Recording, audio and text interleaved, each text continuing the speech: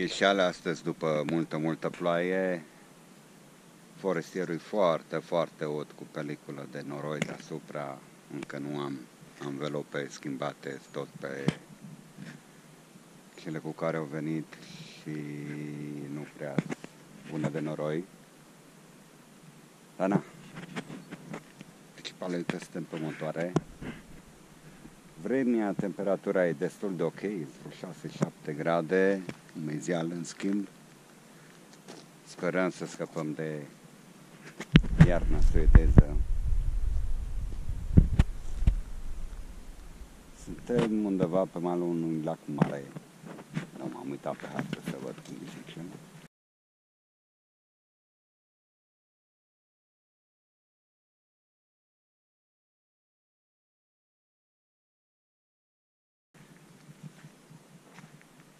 Foarte fain și plin de lebede. Au venit cocorii. Asta-i semn bun. Și în rest, încă testăm Camila. Avem vreo 700 de kilometri cu ea numai. Din cauza vremii nu prea am putut să merg. Dar în schimb am meșterit la ea, am tunat-o bine la capitolul design, am personalizat-o și protecție și protejată totodată, pentru că am tras-o în folie transparentă de protecție, să nu se zgârie carenele